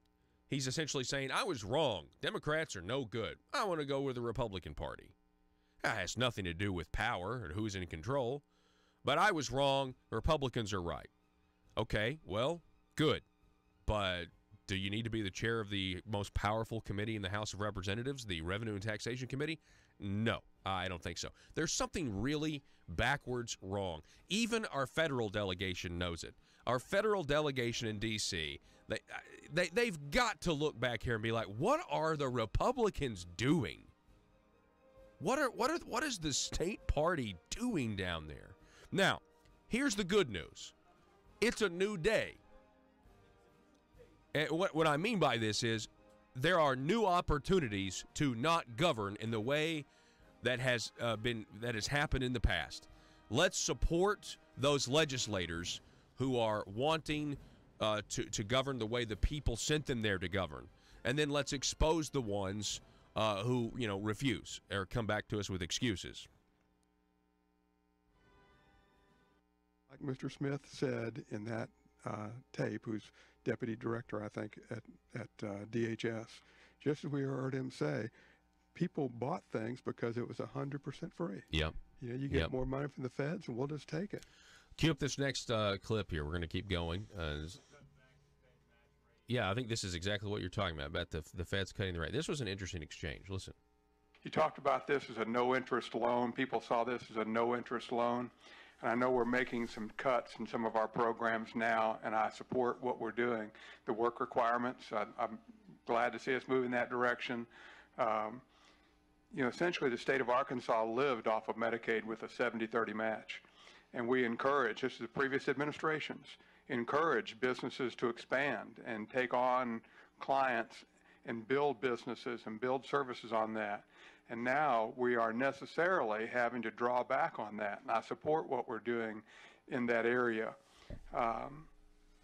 Is that what's happening nationally? Or nationally are people beginning to cut programs like our choices and our disability services, and we're scaling back, because it seems to me, because we're relying more on state money than federal money, and we have to do that to protect our budget. Is that an accurate assessment?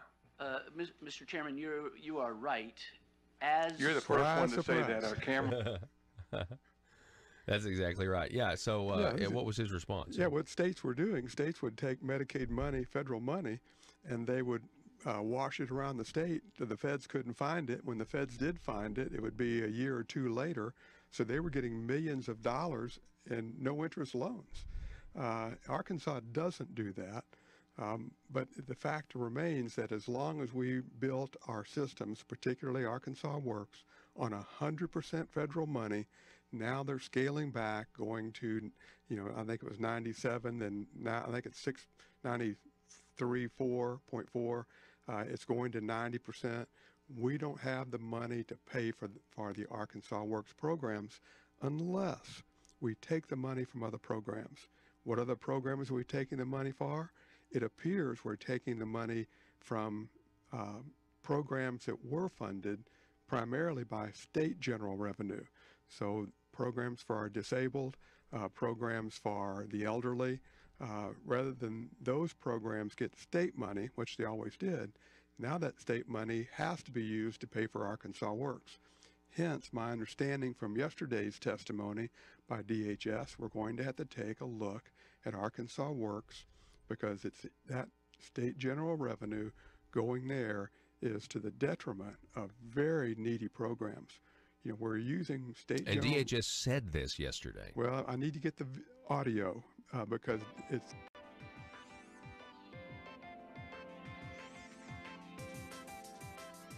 Conduit News Radio with Paul Harrell is building a liberty machine. Find out more at conduitnews.com. All right, folks, welcome back to the program. Thanks for being with us this morning. I want to welcome to the program for the first time. We have Mr. Bob Zeidman on the line. Bob is a tech expert in Silicon Valley, among other things. Bob, welcome to the program. Hi, Paul. Thanks a lot for having me. Yes, I want to have you on. I want to talk a little bit about this news that came out. I really can't believe this. I mean, I guess in the days of shadow banning and the way conservatives are treated, really the way if you go against the grain and go to the opposite side of what the conventional political thought is, you kind of get bullied for it. And we have this story I'm putting up on the screen here. This is from CNET. Facebook reportedly fired Palmer Luckey for political views. What can you tell us about Palmer Luckey? Well, what I can tell you is he is a conservative / libertarian. It's a little bit hard to tell where he falls. Although, there's a growing number, fortunately, of libertarian / conservative young people, entrepreneurs in the Valley, so they are pushing back. But, anyone who's not liberal, left-leaning politically is in the vast minority here. And so this guy was founder of a company called Oculus, and then I guess did Facebook buy Oculus? Is that what happened? Yeah, it's a fascinating story. He was pretty young when he started Oculus. So, it's this virtual reality company. It's the kind of thing where you put these goggles on and you can look through them and see a whole new world, a three-dimensional world, and it feels like you're actually in that world. And, of course, this has been predicted for a long time, but there was something called, I don't remember what it's called, but it was a factor that these things would make people nauseous, basically. There's something the brain does when it's looking out at the real world that it compensates. When you move your head real quickly, nobody gets dizzy. And when you're looking around, you don't feel like you're falling. But these things happened in virtual reality. And so he was able to actually create a system that didn't have that flaw. And he did it when he was pretty young. He got a lot of publicity. He started building these things, and then Facebook bought his company a couple of years ago for about $2 billion. And for the sake of full disclosure, I actually was an investor, a small investor, in his original company. Okay. I have a quote here. Let's see, this is from a Zero Hedge article. Let's see. Not long after Luckey and his lawyer negotiated a payout of at least $100 million, representing an acceleration of stock awards and bonuses he would have received through July 2019, plus cash. Let's see here. Then it says, in other words, it was Trump's fault that a $10,000 donation resulted in a $100 million payout just a few months later. So that's an interesting take on all this. I want to focus, though. Again, we're talking with Bob Zeidman. I want to focus on, you're in Silicon Valley.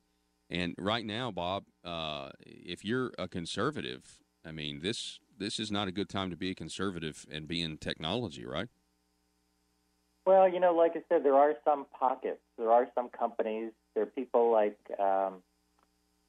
there are some people who have founded big companies who are libertarian, but it's hard to out yourself. I'm a conservative politically, and I avoid talking about the subject. I can't say that I've ever been hurt outright because of my political beliefs, although if people go online, they can search and find things that I've written.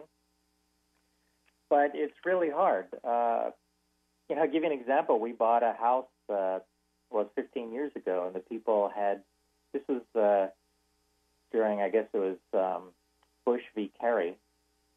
And Kerry, there were a lot of Kerry signs, John Kerry. And so we had to be really careful what we said. We become friendly with the people who own the house, and we know that they're liberals. And I think they know our political views at this point, because my wife and I are, we're not pushy about it, but we don't hide it either. But in buying the house, we were nervous about saying anything. In fact, our broker said we should submit a little resume about ourselves so that people know who's buying their house. And we left off anything political because we knew that around here people might refuse to sell to us. Gosh. They knew we had conservative views. It's sad because it's like they just don't want to even have the idea or the discussion. They're scared of the ideas. So many of the people on the left, from what I can tell, now not all, but a lot of the people on the left, Bob, they seem to engage with the right, already assuming that they're just a better human being than those on the right. I mean, and that is why I think you have this gentleman here who's been fired, we now know he was fired just for giving $10,000 to a group that was not in favor of Hillary Clinton being the next president. I mean, at some point, I just feel like that weakens our republic, our democracy, the freedom of association. You're gonna be targeted, and I would say it's un-American. But then I know the left would just say, "Well, I'm un-American." It's really, really interesting times we're living in. Yeah. So one thing I just want to make clear from my understanding is I don't know that he was fired for that reason, but I can say that there was a lot of pressure to get rid of him. And in the past, Mark Zuckerberg, who is the founder of Facebook, although he leans to the left, he has been generally fair in his comments. But the vast majority of employees at Facebook are left-leaning. And around here, you're right, left-leaning means if you're conservative, you're evil. And so when they see some evil person running the company, I'm sure there was a lot of pressure to get rid of him. And Palmer Luckey, the founder of Oculus, for all we know, might have said that this pressure was too much. He's got a fortune. He's worth a lot of money. He can go off and do his own thing. And they might have negotiated a settlement for him to leave. So it might have been that he felt uncomfortable. So I don't know if specifically Facebook fired, but I know for sure there was a lot of pressure to fire him. Okay, yeah. And it's over political beliefs. So exactly. We're talking with Bob Zeidman. He's a tech expert in Silicon Valley. You can find out more, by the way. You've got a website, right, Bob? Zeidman Consulting. Is that right? Yeah, that's true. I do a lot of, I help out in intellectual property litigation. Probably not many of your listeners have a need for that. But you can also look up my books on Amazon. I've got a few books that I know your listeners would like. Awesome. While I have you, when I say books, they're novels. One of them is a conservative-leaning political satire that I think they'll like. A conservative-leaning political satire. Well, yeah, definitely. Well, go ahead. Give us the name of the book. Sure. The book is Good Intentions, and it's about a future world where the government takes care of everything for us. And, how could you imagine anything that would be better than that? Yes. Yes, that sounds very interesting. It's been described as a kind of a funny Atlas Shrugged. That's what I was about to say. It reminds me of an Atlas Shrugged, but it's satire, so that's great. Well, Bob, while I have you on the phone, Silicon Valley tech expert, correct me if I'm wrong, but the way I see how the big tech companies have reacted to the 2016 election, and I see that they've reacted in a way that to me seems that they think they lost, or their side lost, because there was too much freedom on the internet, and so they blamed it on Russia, or election meddling. But as I watch what happened in the midterms, and them deplatforming people, and them taking away, putting pressure on the hosting capabilities or these hosting services for some websites that they don't like, I thought, man, this is really what election meddling looks like, in my opinion. What were your thoughts? Yeah, pretty much along the same lines. First of all, I think it should be no shock to anybody that Russia wants to meddle and has probably been meddling for years in our elections. The question really is how much effect did it have? I don't know. And I think it's not a good thing that they're meddling, but I think there's a lot more dirty politics going on. And certainly this, censorship of particularly conservative views is really troubling.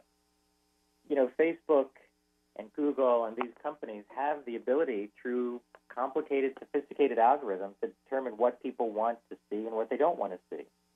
And if people want to see an extreme left or an extreme right website or advertisement, there should be no reason to stop them from doing that. But these companies, basically, if they rely solely on their algorithms, they get stuff going through that they don't like. They see people seeing Fox News. I mean, Fox News, to be honest, has been, my friends trash anything that I post from that site, let alone any other conservative site. So while their algorithms actually work to prevent people seeing what they don't want to see, which is not always a good thing either, now they've got these committees of people who go through and say, oh, well, this thing doesn't meet our standards, and that thing doesn't meet our standards, and the standards are very, quote-unquote, progressive, liberal views. So anything that's not progressive or liberal has a hard time getting through their human filters. It's not the machine algorithm. It's not the artificial intelligence. It's the committees of people they have who are blocking things because they don't think they're appropriate. Yeah, they're to me non-playable characters, NPCs. The NPC meme is still alive and well, and I feel like also, Bob, the right has been extremely effective at creating these memes, all kinds. They're funny, they get a point across, and then people get their Twitter accounts canceled, or they get and.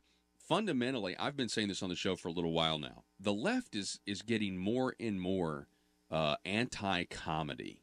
They don't like laughter unless it's laughing at, let's say, a war veteran, right? Okay, that is funny to laugh at a guy who lost his eye, but this other stuff over here, if you want to laugh at Hillary Clinton or what, that's off limits. And it's just like, wow, since when did liberals become anti-liberty, and it's been that way for a while. But let me ask you this.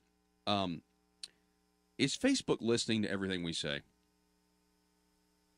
I think they are, but it's difficult. I honestly think, look, I did some work for Facebook in the early days, again, to be, open here.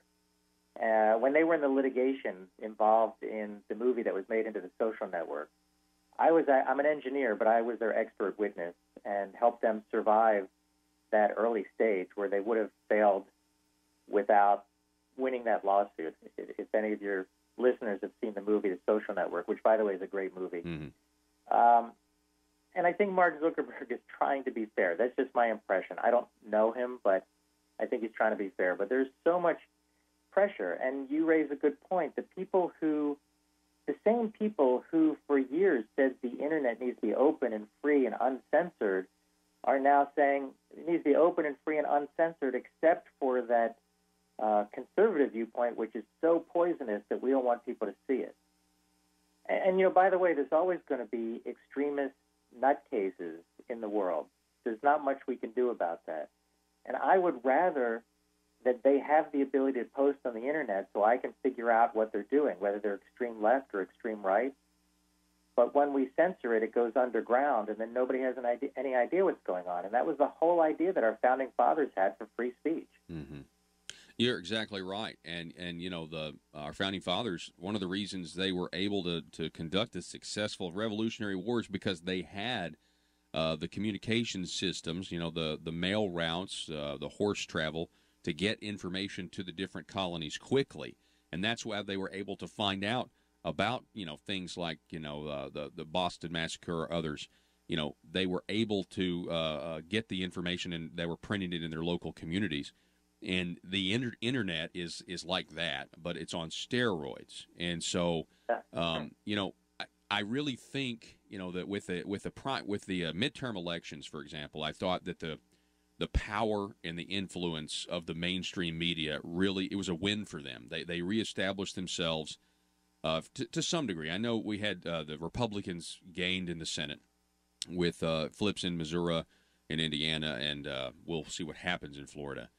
But I really do think, though, they really doubled down. The social media people doubled down. I think there was a lot of shadow banning going on, and you correct me if I'm wrong, Bob.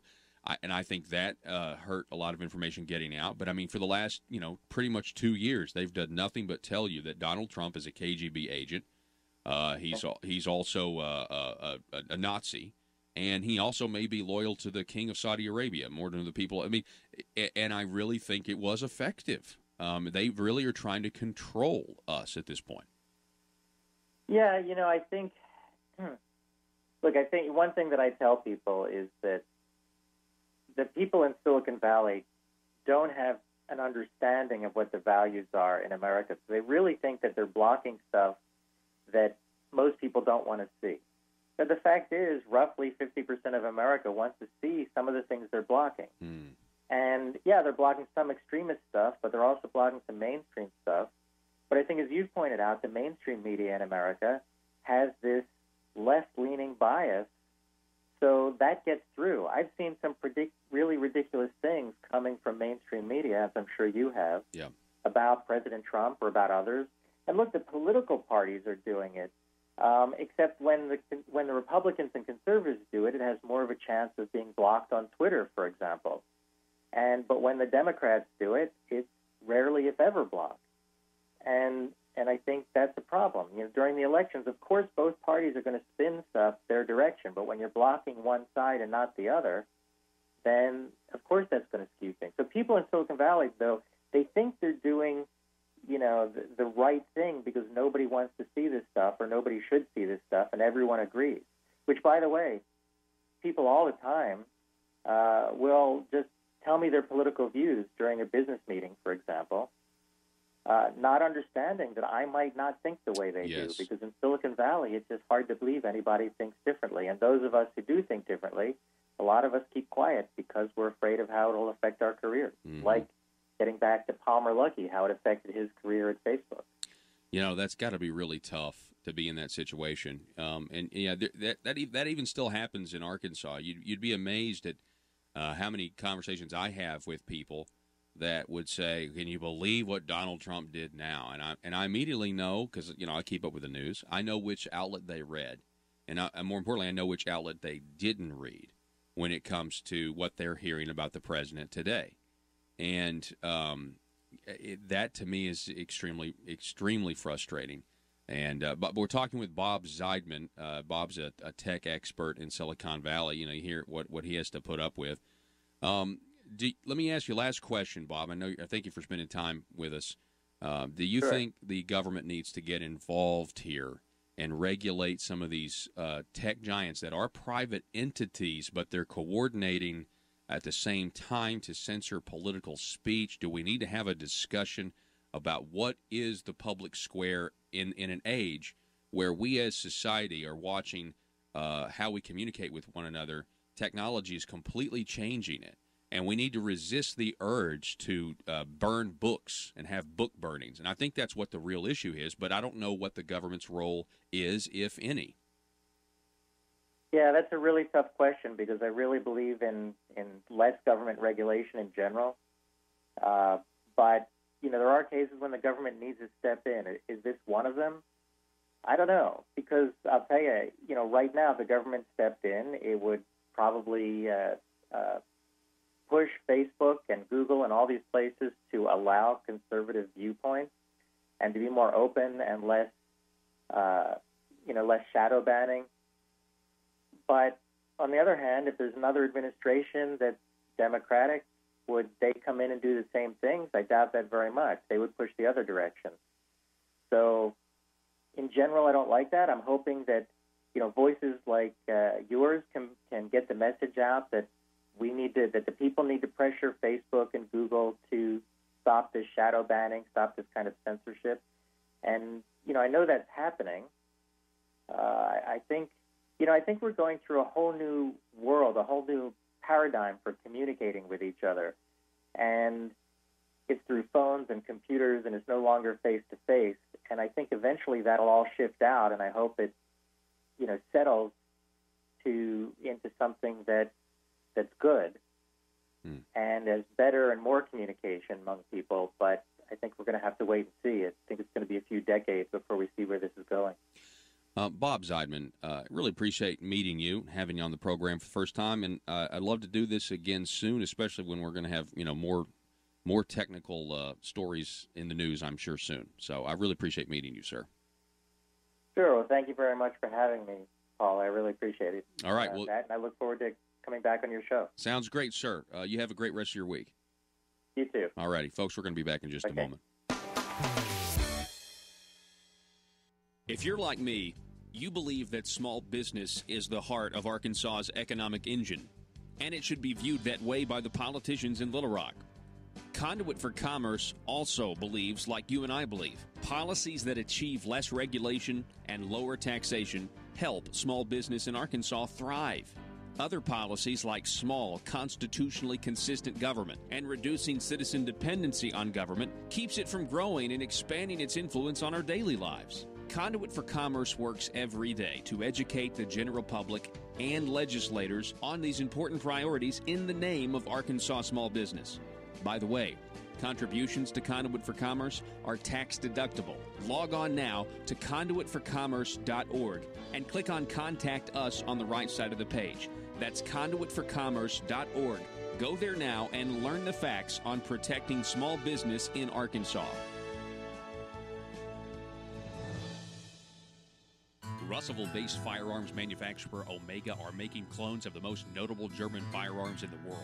These delayed rotor-lock firearms have been and are currently used by law enforcement and military worldwide. At Omega, they manufacture their guns right here in Arkansas and produce the best reproduction in the marketplace that comes with a complete 5-year warranty. At Omega, they take firearm manufacturing seriously and offer discounts to active and retired law enforcement. Whether you're using Omega firearms to defend the public, defend your family, or for target practice, Omega has your back. For pricing, go to omega-guns.com. That's omega-guns.com. A little bit cryptic, and we're going to have to dig into it and ask some questions. Okay, I got you. One more clip, just one more clip, and then we'll get. We're here with State Representative Dan Sullivan. Just the next one in line there. Let's see. As the federal match rate is declining, then the states do have to put up a larger share, and that's where you see them now trying to adjust their programs. So the match rate, we all know the match rate for the newly eligible had started at 100%. It's going down to 90% over time. All right, stop. But we have we do have to go to break, but that's basically reiterating exactly what you just said. Absolutely. And so they're having to shift. You would say maybe the bill is finally coming due. Yeah, making lemonade out of lemons, it was spiked. And now we've been addicted to the Let's face it, times are tough for the Arkansas General Assembly. They're all waiting for the spotlight exposing public corruption to end, so they won't be under so much scrutiny. And during this time, what if you're a legislator and you need money? What if you're slapped with a huge expense? What if your check for consultant services is late this month? Or maybe you just need extra cash now until payday. When that happens, you can't wait. Hi, I'm Bobby Blackmail for the Arkansas Intra-Legislator Bank, your trusted source to over 135 lenders to get you short-term cash fast. Use the Arkansas Intra-Legislator Bank today, and you can have up to $12,500 cash in your checking account tomorrow. Dried-up bribes no longer coming from Medicaid entities? Handled. Extra cash until your hopeful acquittal? Done. And you'll be surprised at how easy it is to get extra cash. Just be an elected official and be comfortable with the status quo, and we'll connect you with a fellow legislator who is ready to loan. It's quick and easy. And don't worry if you can't make the payments, because the Arkansas Intra-Legislator Bank is designed to help you get through these tough economic times.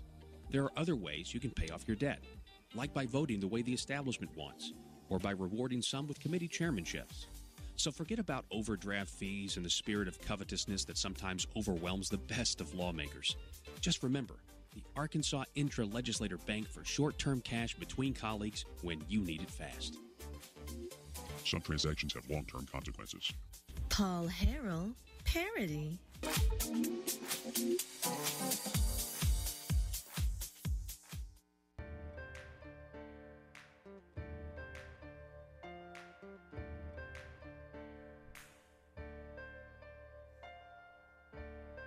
Bringing you your daily dose of truth.